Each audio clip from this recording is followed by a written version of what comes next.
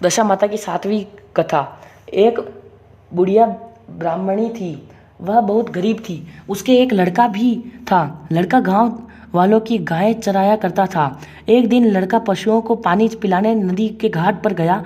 वहां स्त्रियां स्नान करने दशा रानी के गंडे ले रही थी। उनके पास एक गंडा अधिक था। उनमें से एक ने कहा कि यह ग्वाला उच्च वर्ण का हो तो इसी को गंडा दे दे। एक स्त्री ने लड़के से पूछा तो लड़का बोला, मैं ब्राह्मण वर्ण का हूँ, पर कोई काम न मिलने के कारण गायें चराता हूँ। स्त्रियों ने लड़के को एक गंडा देकर कहा कि तुम इसे घर जाकर अपनी माता को देना और कहना कि इसका पूजन और व्रत करें। हम लोग तुमको सीधा और पूजा की सामग्री भी देते हैं, सो वह भी ले जाकर अपनी माता को दे देना। लड़के ने गंडा ले लिया। फिर सब स्त्रियों ने उसे सीधा दिया। लड़का उस सामान को गठरी में बांधकर घर आया। उसने दरवाजे से ही माता को पुकार कर कहा कि मैया गठरी उतार ले, बोझ से मरा जाता हूँ। माँ दौड़ी आई। गठरी के सामान देखकर लड़के से बोली कि यह सब कहाँ से लाया है। लड़के ने बुढ़िया से सब हाल कहकर दशा रानी का गंडा भी उसे दे दिया। बुढ़िया ने गंडे का प्रेम पूर्वक लेकर माथे से लगाया। उसी दिन से वह व्रत करने लगी। 9 दिन कहानी कहती रही। 10वें दिन उसने गंडे के पूजन की तैयारी की। वह दहरी के बाहर लीप रही थी कि उसी समय एक अति वृद्ध दरिद्र स्त्री द्वार पर आकर बोली कि क्या करती हो बहन।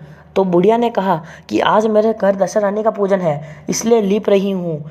तब दशा रानी ने कहा कि मुझे प्यास लगी है, थोड़ा पानी पिला दो। तब बुढ़िया बोली, तुम जरा ठहरो, मैं तुमको पानी पिला देती हूँ। बुढ़िया हाथ धोकर कटोरी लेने अंदर चली गई। तब तक मैली कुचली बुढ़िया तो जो स्वयं दशा रानी थी, उसके परिंदे पर एक सोने का घड़ा रखकर अंत ध्यान हो गई। वहाँ सोने का घड़ा रखा देखकर बुढ़िया बहुत घबराई और अपने मन में सोचने लगी। इतने में उसका लड़का आया। उसने पूछा कि किस सोच में पड़ गई माँ। माँ बोली, एक बुढ़िया जाने कहाँ से आई और सोने का घड़ा रखकर भाग गई है। लड़के ने कहा कि वही तो दशा रानी थी, उन्होंने यह घड़ा तुमको दे दिया। अब की जो फिर कभी आवे तो उनका अच्छी तरह स्वागत करना। सब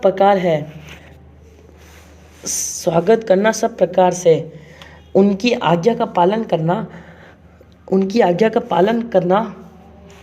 तुम जब नहाने जाओ तो नदी के घाट पर तुमको जो चीज़ें मिले उनको दशा रानी का दिया हुआ समझकर अंगीकार करना। किसी से पूछताछ मत करना कि यह चीज़ें कहाँ से आई। बुढ़िया नदी में नहाकर खड़ी हुई तो सामने सोने का घड़ा भरा भराया दिखाई दिया और उत्तम वस्त्र एक किनारे रखे थे।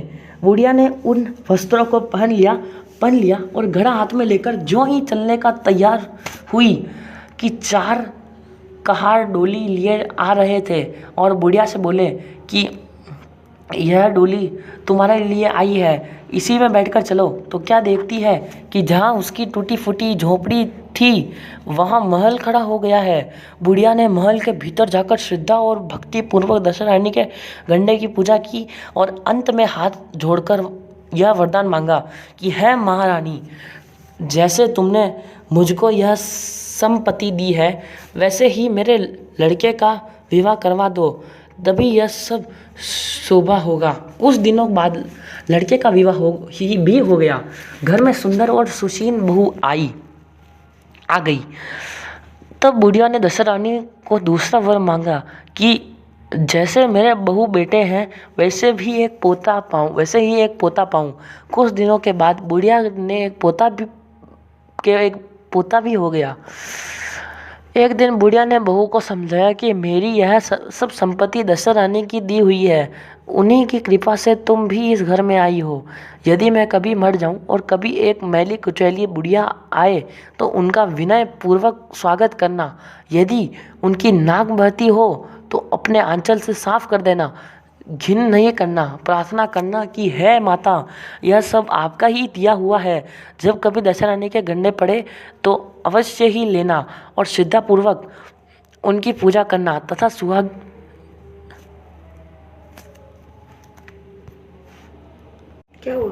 सुहागिनें न्योतना। दशा रानी की कृपा से तुम्हारी सभी इच्छाएं पूर्ण होगी।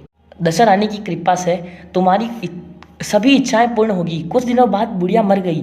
तब दशा रानी ने सोचा कि अब चलकर देखना चाहिए कि बहू सास के वचनों का कहाँ तक पालन करती है। अतः वह एक वृद्ध भिखारिन का वेश धारण करके उसके घर गई।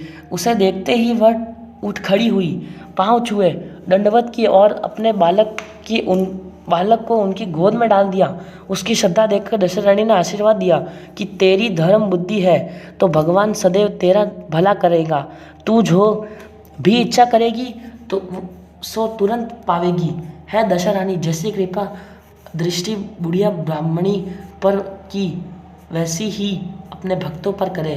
कथा के श्रोता भक्ता सभी का कल्याण हो। बोलो दशा माता की जय।